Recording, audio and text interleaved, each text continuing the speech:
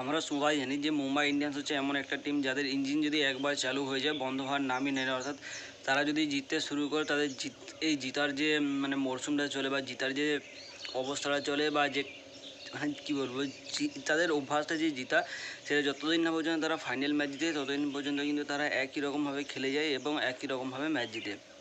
তো কালকের ম্যাচে ঈশান কিষানের আউটটা একটু কেমন কেমন যেন লাগছিলো না? তোমাদের কী মনে হয়?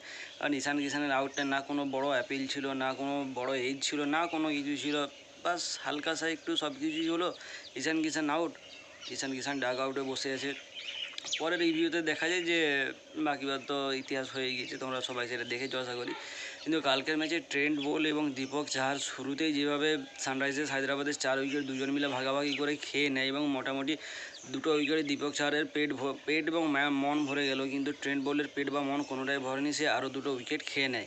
তার সাথে সাথে হার্দিক পান্ডিয়া, জসপ্রীত বুমরা তারাও কিন্তু 1 উইকেট করে শিকার করে। বাকিবার সানরাইজার্স হায়দ্রাবাদ 35-এ 5 উইকেট হারিয়ে ফেলে 9 ওভারে। সেখান থেকে যে তারা 100 বাউন্ডারি ক্রস করে এবং 150-এর কাছাকাছি বসে, অর্থাৎ তারা 143 রান করে 8 উইকেট হারিয়ে, এর পেছনে সবচেয়ে বড় হাত রয়েছে হেনরিক ক্লাসেন এবং অভিনব মনোহরের। অভিনব মনোহর একজন ট্যালেন্টেড প্লেয়ার, সে গুজরাট টাইটান্সে ছিল, তারপর তাকে সে বদলি হয় বা তার বদলির চাকরি নিয়ে সে চলে আসে সানরাইজার্স হায়দ্রাবাদে। সে প্রথমে গোটাগত ম্যাচ খেলেছিল যেখানে তার পারফরমেন্স ভালো ছিল, তারপরে সে অত সুযোগও পায়নি বা তার ব্যাটিং আসেইনি, অর্থাৎ সে তার যে ট্যালেন্ট বা তার মধ্যে যে প্রতিভা রয়েছে সে সেটা দেখানোর সুযোগ পায়নি। সে যে ম্যাচে পেয়েছে সেটা হয়তো 1-2 বল পেয়েছে, সে কিছু করতে পারেনি, আর যেটাতে তার করার কিছু ছিল সে সেটাতে ব্যাট পায়নি। কালকের ম্যাচে যেভাবে সানরাইজার্স হায়দ্রাবাদের টপ অর্ডার ফ্লপ হয়েছে, এটা হয়তো স্বপ্নে সানরাইজার্স হায়দ্রাবাদও ভাবেনি, আর আমাদের তো কল্পনার তীর ছিল।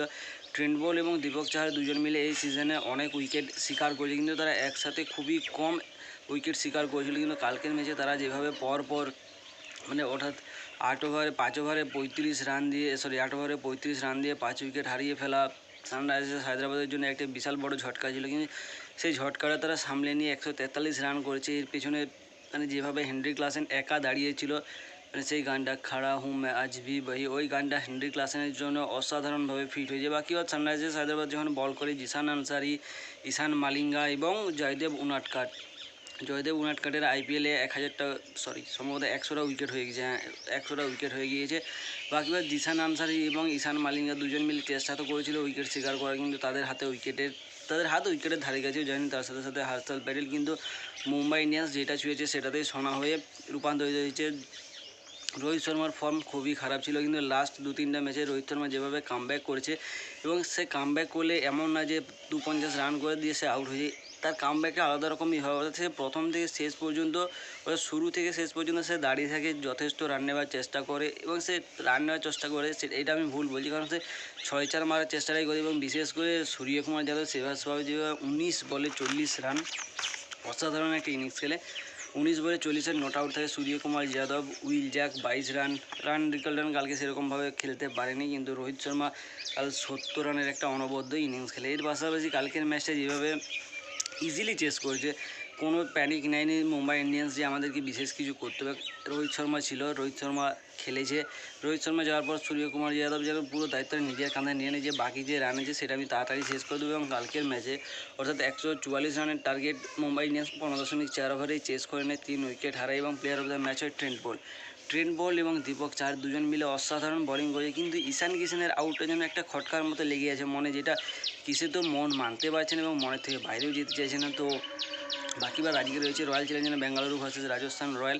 আজকের ম্যাচটা রয়্যাল চ্যালেঞ্জার বেঙ্গালুরুর জন্য জিতা অবশ্যই জরুরি হয়ে উঠেছে, কারণ মুম্বাই ইন্ডিয়ান্স যেভাবে এগিয়ে আসে তাতে করে সে যে কোনো সময় প্লে অফের 4 নম্বর স্পটটা দখল করে নিতে পারে, এবং তারা যদি এরকমভাবেই খেলতে পারে তারা 3 নম্বর পর্যন্ত পৌঁছাতে পারে। বাকিবার রয়্যাল চ্যালেঞ্জার বেঙ্গালুরু আশা করি আজকের ম্যাচ জিতবে, কারণ রয়্যাল চ্যালেঞ্জার বেঙ্গালুরুর জন্য ম্যাচটা জিতাটা জরুরি, এবং ফিলসল্ট যেভাবে 2টো ম্যাচ ফ্লপ গিয়েছে, আজকে ফিলসল্টের কামব্যাক হতে পারে, সেটা একটা দেখার মতো বিষয় আছে।